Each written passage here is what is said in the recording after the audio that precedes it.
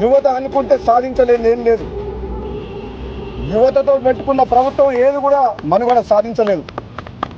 నిన్న మొన్న నేపాల్ దేశంలో ఒక అవినీతి రహిత ప్రభుత్వాన్ని తీసేందుకు యువకులు పోషించిన పాత్ర మీరు అందరు కళ్ళతో చూసింది, ప్రపంచం చూసింది. అంటే అదే నిరుద్యోగులు కాంగ్రెస్ పార్టీ వచ్చిన తర్వాత 2 లక్షల ఉద్యోగాలు వస్తాయని చెప్పి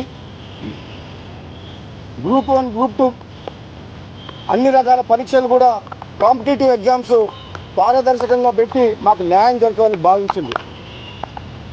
కాంగ్రెస్ ప్రభుత్వం వచ్చిన తర్వాత అనుకున్న స్థాయిలో 2 లక్షల ఉద్యోగాలు ఇవ్వకపోయినా సరే 50,000 ఉద్యోగాలు ఇచ్చింది.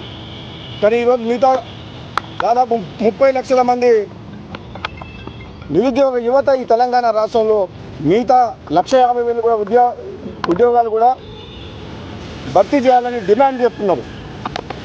కాబట్టి నేను అందరూ కూడా చెప్తున్నా, ఈరోజు నిరుద్యోగ యువకులకు మీరు ప్రత్యేకంగా నన్ను ఆహ్వానించడం వల్ల ఈరోజు మీకు ఒక అండగా ఉంటందుకు, ఒక శాసనసభ్యునిగా కాంగ్రెస్ పార్టీ ఎమ్మెల్యేగా కూడా మీకు హామీ ఇస్తేందుకు మీరు అధైర్యపడొద్దు.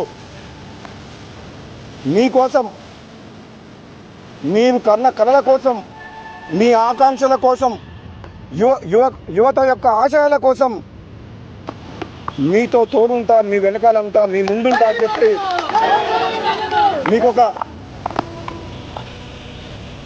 మాట ఇస్తేందుకు, ఒక అన్నగా